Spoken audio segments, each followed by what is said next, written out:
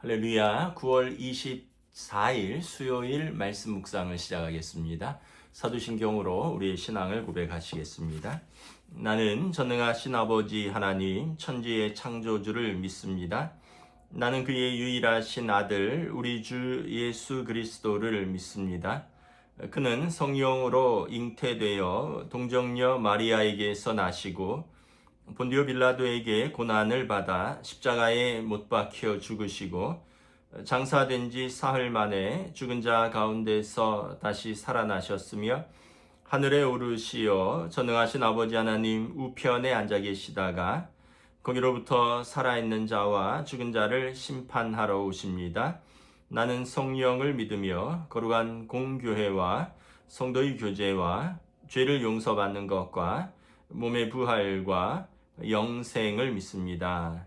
아멘. 오늘 묵상할 말씀은 시편 66편입니다. 제가 봉독하겠습니다. 시편 66편입니다. 온 땅이여 하나님께 즐거운 소리를 낼지어다. 그의 이름의 영광을 찬양하고 영화롭게 찬송할지어다. 하나님께 아뢰 기를 주의 일이 어찌 그리 어미하신지요. 주의 큰 권능으로 말미암아 주의 원수가 주께 복종할 것이며 온 땅이 주께 경배하고 주를 노래하며 주의 이름을 노래하리다 할지어다. 와서 하나님께서 행하신 것을 보라. 사람의 아들들에게 행하심이 어미하시도다. 하나님이 바다를 변하여 육지가 되게 하셨으므로 우리가 걸어서 강을 건너고 우리가 거기서 주로 말미암아 기뻐하였도다. 그가 그의 능력으로 영원히 다스리시며 그의 눈으로 나라들을 살피시나니 거역하는 자들은 교만하지 말지어다. 만민들아 우리 하나님을 송축하며 그의 찬양 소리를 들리게 할지어다. 그는 우리 영혼을 살려두시고 우리의 실족함을 허락하지 아니하시는 주시로다. 하나님이여 주께서 우리를 시험하시되 우리를 단련하시기를 은으로 단련함 같이 하셨으며 우리를 끌어 그물에 걸리게 하시며 어려운 짐을 우리 허리에 메어 두셨으며 사람들이 우리 머리를 타고 가게 하셨더이다. 우리가 불거물을 통과하였더니 주께서 우리를 끌어내사 풍부한 곳에 들이셨나이다. 내가 번제물을 가지고 주의 집에 들어가서 나의 소원을 주께 갚으리니 이는 내 입술이 낸 것이요 내 환난 때에 내 입이 말한 것이니이다. 내가 수디양의 향기와 함께 살찐 것으로 주께 번제를 드리며 수소와 염소를 드리리이다. 하나님을 두려워하는 너희들아 다 와서 들으라. 하나님이 나의 영혼을 위하여 행하신 일을 내가 선포하리로다. 내가 나의 입으로 그에게 부르짖으며 나의 혀로 높이 찬송하였도다. 내가 나의 마음에 죄악을 품었더라면 주께서 듣지 아니하시리라. 그러나 하나님이 실로 들으셨으며 내 기도 소리에 귀를 기울이셨도다. 하나님을 찬송하리로다. 그가 내 기도를 물리치지 아니하시고 그의 인자하심을 내게서 거두지도 아니하셨도다. 아멘. 할렐루야. 시편 말씀으로 또 수요 묵상으로 함께 합니다. 이 시편 66편은 저자가 이제 나와 있지는 않습니다. 그러나 이제 많은 분들이 내용이 하나님을 찬양하는 것이기 때문에 하나님을 기뻐하고 찬양하기 때문에 혹시 다윗의 시가 아닌가 이렇게 추정을 하고 있습니다. 왜냐하면 다윗이 찬양하는 것을 정말 즐거워했잖아요. 다윗은 음악가였습니다. 시인이었고요. 또 그 악기 연주자였습니다. 물론 장군이기도 했지만 사울 왕이 악령이 들렸을 때 다윗이 수금을 타면 악령이 물러갔다. 이렇게 성경에 기록되어 있는 걸 보면 다윗은 매우 뛰어난 악기 연주자였고 또 음악 치료자였다는 걸 볼 수 있죠. 그리고 시편에 많은 부분을 또 다윗 왕이 쓴 것으로 보아서 다윗은 시인이었고요. 그리고 이 시는 그냥 단순히 시가 아니라 아마 노래의 곡조에 붙여져서 노래로 불려지지 않았을까. 우리가 지금 다윗의 시편을 복음성가로 만들어서 부르듯이 다윗도 이 시를 지을 때 노래를 함께 부르면서 시를 쓰지 않았을까 그런 생각을 해봅니다. 또 오베데돔의 집에서 그 성막이 다윗성으로 들어올 때 다윗이 춤추며 노래했다고 했습니다. 얼마나 기쁜지 춤을 추면서 노래했대요. 그래서 그 이 속옷이 이렇게 보일 정도로 아마 겉옷이 이렇게 흘러나와서 속옷이 좀 노출된 것이 아닌가, 그렇게 흥겹게 춤을 췄다고 합니다. 그래서 여러분, 우리도 이 내용처럼 또 우리가 하나님 앞에서 노래하고 또 춤추며 기쁨으로 살아가는 우리 인생이 참 복된 인생이 아닐까. 제가 가끔 말씀드리지만 우리 기독교 희락주의가 있다고요. 그리스도 안에서 속량받은 성도가 하나님 안에서 만족하고 기뻐하는 삶이잖아요. 우리가 기뻐하는 삶을 우리 입술의 기도 노래로 또 부르는 것이죠. 그 돌아가신 그 이어령 장관께서 이제 예수를 믿고 아마 초창기 같아요. 그래서 따님 역시 또 돌아가셨죠. 이민아 목사님하고 같이 예배를 드리러 갔대요. 이민아 목사님이 막 이렇게 예배 드리면서 뭐 이렇게 손을 들고 막 이렇게 찬양하고 막 이러니까 이 아버지 이어령 교수님이 굉장히 좀 낯설고 어색했던 것 같아요. 그래서 딸한테 그렇게 얘기했대요. 얘야, 너는 그래도 공부를 할 만큼 할 지식인이고 교양인인데 너무 이렇게 자기 감정을 이렇게 드러내게 표출하는 것이 좀 보기가 안 좋다, 이렇게 말씀을 하셨대요. 그랬더니 이제 이민아 목사님이 아빠, 내가 아빠 앞에서 좋으면 좋다 하고 슬프면 슬프다고 하잖아요. 근데 내가 아빠 앞에서 좋아도 가만히 있고 슬퍼도 가만히 있으면 아빠가 마음이 어떻겠어요. 마찬가지로 하나님의 자녀가 하나님 앞에서 기쁘고 감사해서 손을 들고 찬양하고 눈물 흘리며 찬양하고, 이건 자연스러운 거예요. 이렇게 이야기를 했다 그러더라고요. 좀 충분히 이해해 갑니다. 왜냐하면 이 특별히 이제 이 유교 사회 문화에서 오랫동안 사신 어른들, 뭐 이어령 교수 같이 또 그렇게 특별히 뭐 공부를 많이 하신 분들은 굉장히 논리적이고 이성적이니까 이 논리와 이성으로 감정을 좀 통제하고 이렇게 누르는 그런 경향이 있죠. 그러다 보니까 뭐 신앙생활한 지 얼마 안 됐는데 따님 따라가서 아마 찬양하고 이럴 때 딸이 그렇게 격정적으로 열심히 찬양하는 게 좀 어색했던 것 같아요. 뭐 그런 이야기를 본인이 이렇게 털어놓으셨습니다. 이어령 교수께서. 그래서 여러분, 찬양하는데 우리가 말씀드린 것처럼 어린 자녀가 아빠 엄마 앞에서 막 재롱 부리잖아요. 유치원 갔다 오면 오늘 배운 거 한번 해봐, 오늘 배운 뭐 율동 해봐, 막 이러면 막 하잖아요. 그러면은 잘하고 못하고가 아니라 그 하는 자체가 너무 귀엽고 예쁘잖아요. 부모 입장에서는. 그런 것처럼 우리가 찬양을 잘하고 못하고가 아니라 우리가 하나님을 찬양하면 하나님께서도 기뻐하시는 것이죠. 제가 심심풀이로 당근이라는 중고거래 그 사이트를 이렇게 앱을 이렇게 가끔씩 들어가 보는데 한 번은 그런 게 올라왔더라고요.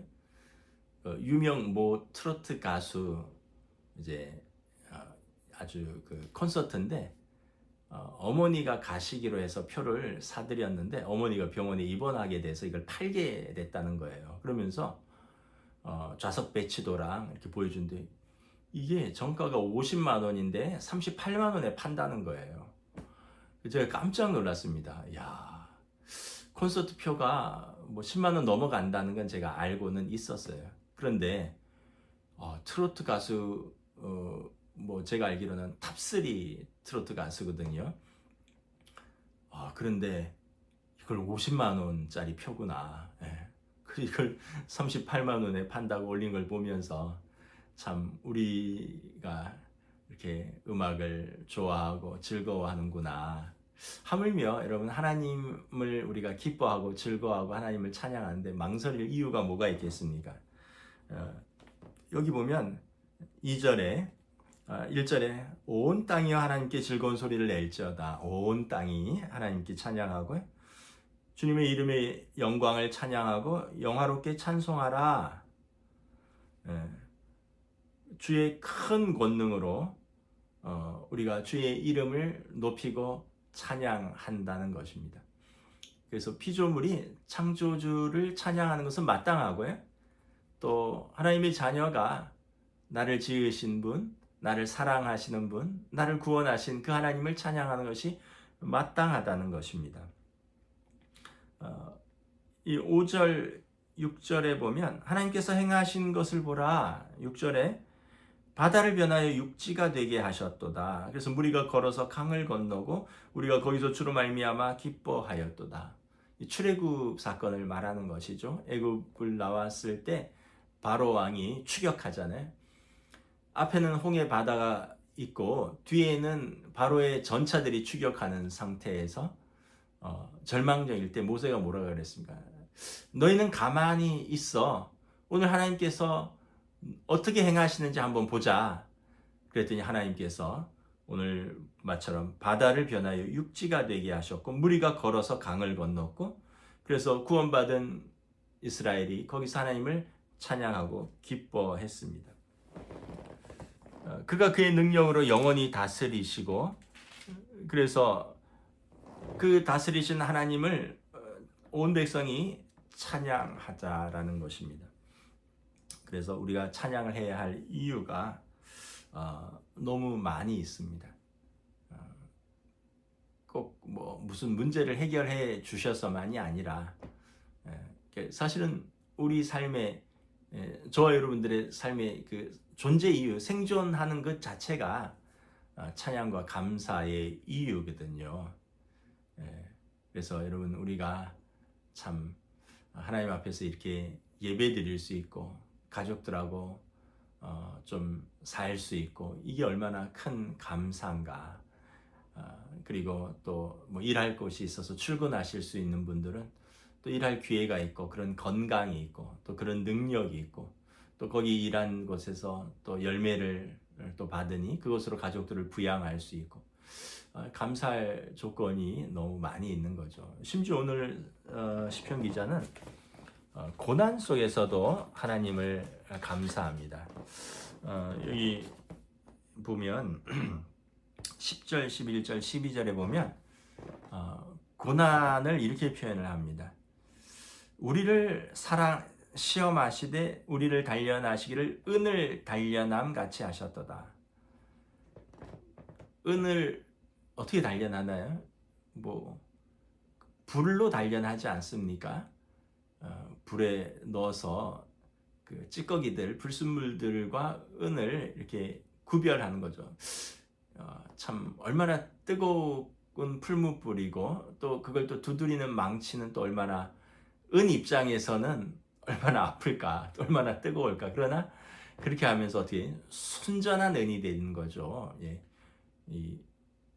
뭐 순금, 순은 이런 것들은 뭐 불순물이 뭐 0.1%, 뭐 99% 이러잖아요. 순금 농도 뭐 이런 것처럼 이거는 그냥 만들어지는 게 아니라 녹여서 불로 달구어서 다른 불순물질을 다 빼내는 것입니다. 또 여기 보면 때로는 우리를 끌어 그물에 걸리게 하셨다. 어려운 짐을 우리의 허리에 메어 두셨다. 여러분 물고기가 그물에 걸린 것 같은 상황도 있다는 거예요. 또 무거운 짐을 우리의 허리에 메어 두셨다. 여러분 그 무거운 짐 허리에 달려 있으면 얼마나 무거울까요? 이게 참 잘 모르는 것 같아도 여러분 가방 하나 메고 한 5km 걷는 거랑요 그냥 5km 걷는 거는 처음에 시작할 땐 잘 모르지만 그 피로도라든가 또 그 무게가 갈수록 짓눌러집니다.